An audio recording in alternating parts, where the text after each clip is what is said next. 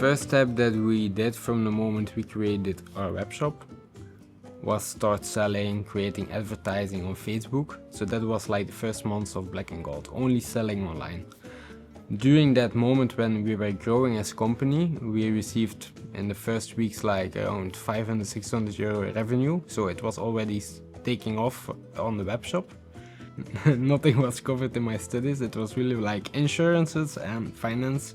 So nothing to do with buying in goods or logistics. So everything was very new for us. Of course, we searched a lot on internet and talked to people, but every time was like the first time that we explored something. It was in a way luck that we had there, because we started the events and the bracelets were taking off. But my partner in the company had a few connections within his family that known a fashion store. So we got the chance to present the bracelets in a nice display to that store. And that was the start that we moved from an event to a first shop location. We had to open a company, so that was the first thing what we did. And of course, to prepare that meeting, we had to know, of course, what's the margin for a retail store, how is it built up, what sales solutions can you give to a retail store. And then we had several options, of course. One is you're really selling the box, and the other one is like you're just giving the box to them and you give them a trial for like 1 month, and after a month you come back and you just see how many bracelets they sold. The result was quite good. Of course, they had 7 stores at that moment. We only started in 1, but it was in the local shopping center Sint-Niklaas. So it was also quite good store itself, and it took off.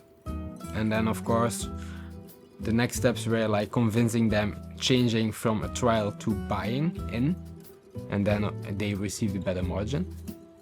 And then we started just to travel to new stores. That opened really that corner to invest more on retail stores and make sure that we are in the good corners in Belgium to build up a network. Yeah, we had really the feeling it was enforcing the brand. So if you're available in a shop, of course, young people, older people are visiting that store, they see a new brand. Also the manager of that store is wearing them. That was also part of what we did. We always gave some bracelets for free to the managers in the stores to really help them promoting the bracelets.